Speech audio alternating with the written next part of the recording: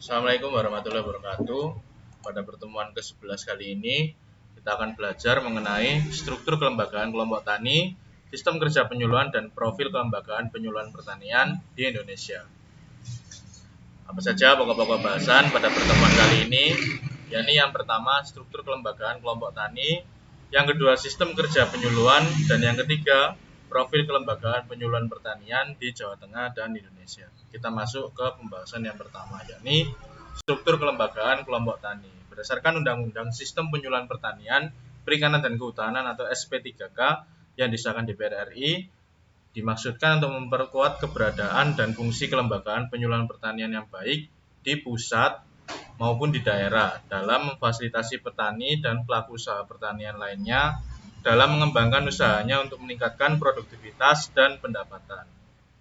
Berdasarkan itu, menurut Undang-Undang SP3K pada bab 5 bagian ke-1, kelembagaan penyuluhan pada pasal 8 menjelaskan bahwa kelembagaan penyuluhan terdiri atas kelembagaan penyuluhan pemerintah, kelembagaan penyuluhan swasta, dan kelembagaan penyuluhan swadaya. Jadi, berdasarkan UU SP3K ini,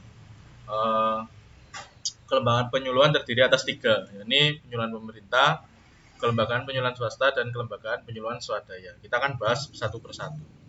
Yang pertama yakni kelembagaan penyuluhan pemerintah, yakni ada beberapa tingkatan jika kita bicara mengenai kelembagaan penyuluhan pemerintah. Pada tingkat pusat, yakni berbentuk badan yang menangani penyuluhan. Kemudian pada tingkat provinsi, berbentuk badan koordinasi penyuluhan. Pada tingkat kabupaten kota, berbentuk badan pelaksana penyuluhan. Dan pada tingkat kecamatan, berbentuk balai penyuluhan. Kemudian kita langsung ke paling bawah, yakni kelembagaan penyuluhan pada tingkat desa atau kelurahan berbentuk pos penyuluhan atau desa yang bersifat non-struktural. Jadi ini sebenarnya nyambung, cuman pada Undang-Undang USP3K ini dipisah, tidak dijadikan satu karena sifat dari kelembagaan penyuluhan di tingkat desa ini bersifat non-struktural. Seperti itu. Tapi tetap biasanya kan satu desa itu satu penyuluh lah. Itu karena hanya satu penyuluh jadi sifatnya non-struktural. Penyuluh itu berkumpulnya di balai penyuluhan di tingkat kecamatan. Seperti itu. Kemudian setelah kita membahas sedikit mengenai apa itu kelembagaan penyuluh pemerintah, kita masuk ke yang kedua, yakni kelembagaan penyuluh swasta. Kelembagaan penyuluh swasta ini dibentuk oleh pelaku usaha dengan memperhatikan kepentingan pelaku utama serta pembangunan pertanian, perikanan, dan kehutanan setempat. Jadi kegiatan kelembagaan penyuluhan swasta ini dibentuk oleh pelaku usaha dan pelaku utama dalam hal memperhatikan kepentingannya si pelaku utama dalam bidang pembangunan pertanian, perikanan, dan kehutanan setempat. Jadi insidental sih, tidak di setiap daerah itu ada, tapi ketika dibutuhkan maka dibentuk kelembagaan penyuluhan swasta. Kemudian kita masuk ke kelembagaan penyuluhan swadaya yang ketiga, yakni dibentuk atas dasar kesepakatan antara pelaku utama dan pelaku usaha. Jadi kelembagaan ini dibentuk atas dasar kesepakatan dari pelaku utama dan pelaku usaha. Bedanya dengan kelembagaan penyuluhan swasta, kalau kelembagaan penyuluhan swasta dibentuk karena memperhatikan kepentingan, sedangkan kelembagaan penyuluhan swadaya ini dibentuk atas dasar kesepakatan. Itu bedanya. Kemudian yang keempat tadi, kelembagaan penyuluhan bertingkat desa atau kelurahan berbentuk pos penyuluhan desa atau kelurahan yang bersifat non-struktural. Biasanya tadi di lapangan, di desa-desa itu biasanya para penyuluh itu berkumpulnya di balai penyuluhan di tingkat kecamatan. Karena di tingkat kecamatan tersebut anggota-anggotanya biasanya dibagi tugas, bisa berdasarkan subsektor atau bisa berdasarkan luasan desa atau jumlah desa. Biasanya satu penyuluh, satu desa yang menjadi penanggung jawabnya. Seperti itu. Kemudian kita lanjut ke slide berikutnya. Nah, slide berikutnya ini, setelah kita mengetahui apa saja kelembagaan pemerintah pada slide sebelumnya, Sekarang silahkan jelaskan dan uraikan apa yang menjadi tugas pokok dan fungsi dari masing-masing tingkatan kelembagaan penyuluhan pemerintah, kelembagaan penyuluhan swasta, dan kelembagaan penyuluhan swadaya tersebut. Jadi, kita kan sudah tahu nih apa yang tadi saya jelaskan secara singkat mengenai kelembagaan penyuluhan. Nah, ini kan saya belum menjelaskan tugas pokok dan fungsinya. Silahkan itu akan saya jadikan tugas untuk dikumpulkan di pertemuan e-learning berikutnya atau minggu depan pada minggu ketiga bulan Desember atau pada pertemuan ke-12 bisa dikumpulkan di sana. Terakhir, kemudian dari mana kita tahu tugas pokok dan fungsinya? Bisa dicek di Undang-Undang UU SP3K. Silahkan dicek di situ, diuraikan apa saja yang menjadi tugas-tugas kelembagaan penyuluh pertanian. Saya sebenarnya sudah tahu, cuman ini saya mau jadikan tugas. Seperti itu ya, supaya kalian juga mencari apa yang menjadi tugas pokok dan fungsi dari masing-masing tingkatan kelembagaan penyuluhan. Baik itu kelembagaan penyuluhan pemerintah, kelembagaan penyuluhan swasta, dan kelembagaan penyuluhan swadaya. Oke, kita lanjut ke slide berikutnya. Kelembagaan pelaku utama. Kelembagaan pelaku utama beranggotakan petani, pekebun, peternak, nelayan, pembudidaya ikan, pengolah ikan, serta masyarakat di dalam dan di sekitar hutan yang dibentuk oleh pelaku utama, baik formal maupun non-formal. Jadi, kelembagaan pelaku utama ini isinya adalah para petani, pekebun, peternak, nelayan, pembudidaya ikan, dan seterusnya.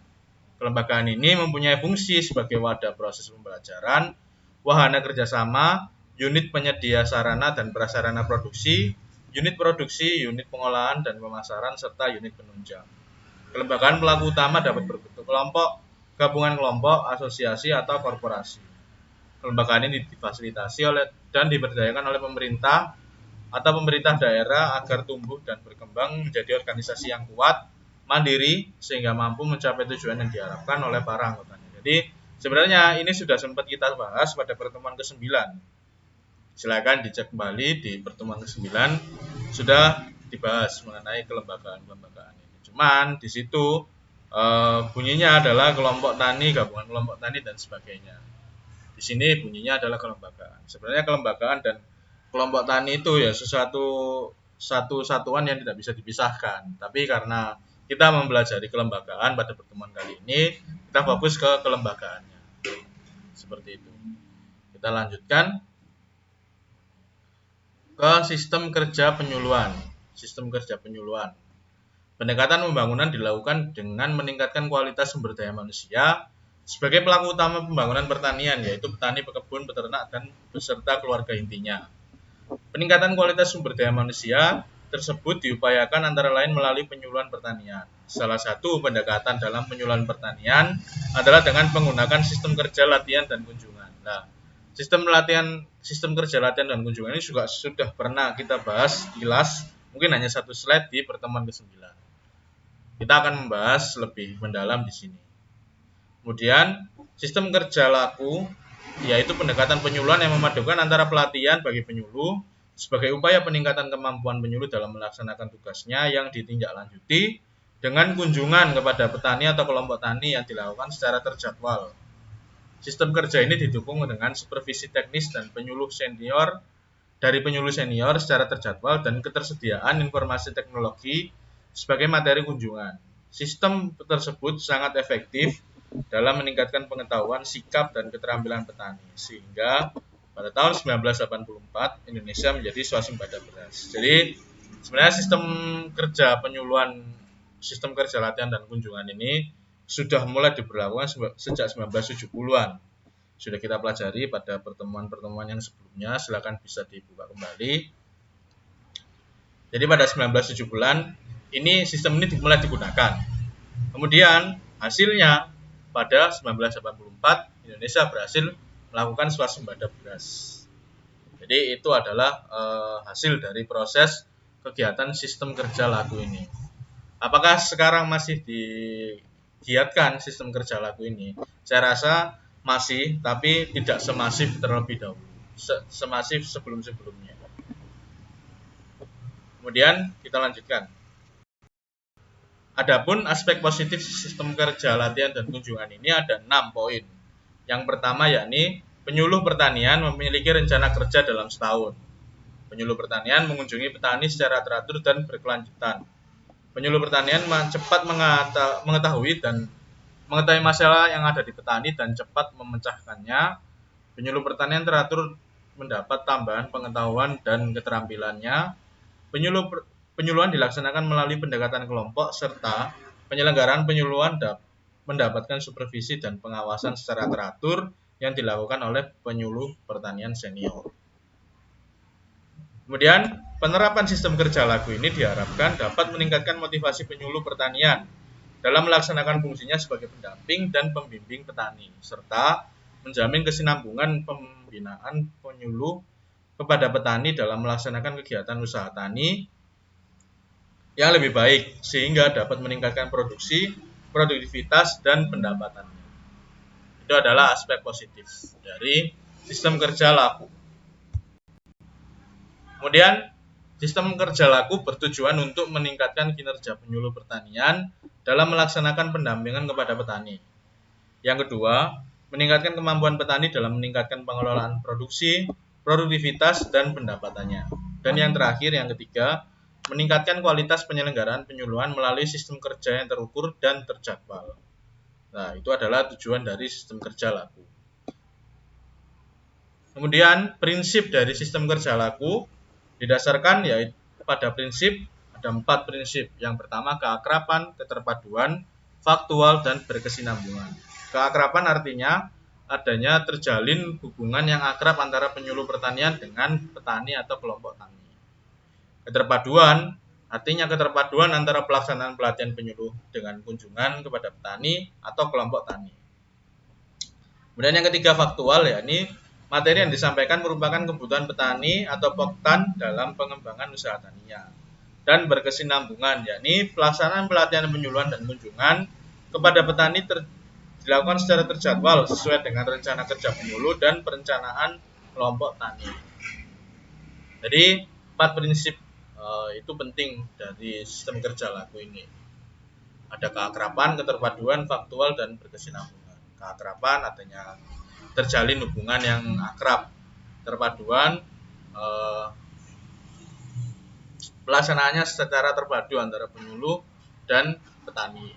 Kemudian faktual yaitu materi yang disampaikan sesuai dengan kebutuhan petani dalam pengembangan usaha taninya, dan berkesinambungan jadi ada sustainable, ada berkelanjutannya. Kegiatan tersebut tidak terputus pada satu kegiatan itu saja, tapi terjadwal secara rutin dan sesuai dengan rencana kerja dari kelompok tani dan penyuluh itu sendiri. Kemudian kita selesai ini pada sistem kerja penyuluhan, sistem kerja lakunya. Kemudian kita masuk ke profil kelembagaan penyuluhan di Jawa Tengah dan Indonesia. Ada 2 data di sini, yakni data mengenai jumlah penyuluh di Provinsi Jawa Tengah dan Indonesia, dan data jumlah kelompok tani gabungan kelompok tani pada tahun 2018 dan 2019 di Provinsi Jawa Tengah dan Indonesia. Bisa kita lihat di sini pada Provinsi Jawa Tengah terdapat 35 kabupaten, 576 kecamatan, 8.581 desa, ada sejumlah 9.231 jumlah penyuluh di Jawa Tengah. Yang terdiri atas jumlah penyuluh PNS-nya ada 1.894, kemudian jumlah penyuluh THL-TB-nya atau tenaga harian lepas atau tenaga bantu penyuluh sebesar 1.719 orang. Kemudian jumlah penyuluh swadaya lebih banyak, yakni 55.561, dan jumlah penyuluh dari swasta ada 39 orang di Jawa Tengah, sebenarnya sekian. Sedangkan kalau kita melihat jumlah penyuluh yang ada di Indonesia secara keseluruhan ada 73.713 yang terdiri atas 82.000 26.319 penyuluh PNS, kemudian ada 17.873 penyuluh tenaga harian lepas atau tenaga bantu penyuluh. Kemudian penyuluh swadayanya ada 29.363 dan penyuluh swastanya ada 140. Ini data ini berdasarkan Badan Penyuluhan dan Pengembangan Sumber Daya Manusia Pertanian. Apa yang bisa kita simpulkan dari sini? Jadi di Jawa Tengah sendiri ada kurang dari 10.000 ya, 9.200 sekian lah. Apakah itu sudah mencerminkan kebutuhan penyuluh itu efektif di daerah khususnya Jawa Tengah? Saya rasa sudah efektif dari segi jumlah, tapi dari segi yang lain, misalkan dari segi apakah jumlah sebanyak 9.231 ini mempunyai kemampuan yang sangat baik, kita juga belum tahu. Itu akan tercermin dari hasil pertanian yang dihasilkan oleh petani. Jika PNS-nya bukan PNS ya maksud saya, jika penyuluhnya kerjanya optimal, maka hasil pertanian yang dihasilkan di wilayah tersebut tentunya akan optimal. Kemudian kita masuk ke jumlah kelompok tani dan gabungan kelompok tani pada tahun 2018 dan 2019 di Provinsi Jawa Tengah dan Indonesia. Di Provinsi Jawa Tengah sendiri pada tahun 2018 ada jumlah kelompok taninya sebesar 52.660 dan jumlah gabungan dari kelompok tani adalah 8.221. Kalau kita bandingkan ke jumlah kelompok tani pada tahun 2019, terjadi peningkatan jumlah kelompok taninya. Ada peningkatan sebesar kurang lebih 2.000-an. Kemudian, untuk jumlah gabungan kelompok tani bertambah sekitar 9 atau 11 ya. 11 kelompok tani. Dari tahun 2018 ke tahun 2019 di Jawa Tengah bertambah sebesar 11 kelompok tani. Ini menunjukkan apa? Data ini kalau saya simpulkan menunjukkan terjadi peningkatan jumlah kelompok tani. Kemudian dari peningkatan tersebut mungkin bisa disimpulkan bahwa kondisi pertanian, kondisi kelompok tani atau kondisi pertanian di wilayah Jawa Tengah mengalami peningkatan dalam hal produksi pada tahun 2018 ke 2019 atau mengalami jumlah tambahan orang yang sadar mengenai sektor pertanian ini, bisa jadi seperti itu. Kemudian kalau kita melihat di Indonesia sendiri, di Indonesia pada tahun 2018 terdapat kelompok tani sejumlah 588.653 kelompok. Kemudian jumlah kelompok tani pada tahun 2019 sejumlah 615.575. Jadi peningkatan yang cukup besar saya lihat dari tahun 2018 ke tahun 2019. Kemudian pada jumlah gabungan kelompok tani di Indonesia ada 63.443 gabungan kelompok tani pada tahun 2018 bertambah menjadi 64.086 di tahun 2019. Jadi ada peningkatan yang terjadi di Jawa Tengah maupun di Indonesia, jumlah kelompok tani maupun jumlah gabungan kelompok tani. Ini menunjukkan bahwa semakin banyak orang yang sadar bahwa membentuk kelompok tani itu penting. Untuk apa? Untuk memfasilitasi apa yang menjadi keinginan bagi petani tersebut. Misalkan keinginan untuk kemudahan mendapat sarana produksi, kemudahan untuk mengakses kebutuhan pertaniannya, atau kemudahan untuk menjual hasil panennya. Dengan berkelompok akan lebih mudah untuk mengakses hal-hal tersebut. Mungkin itu yang dapat saya sampaikan pada pertemuan kali ini. Silahkan dikerjakan tugasnya. Apabila ada pertanyaan bisa disampaikan di forum diskusi. Sekian, terima kasih. Wassalamualaikum warahmatullahi wabarakatuh.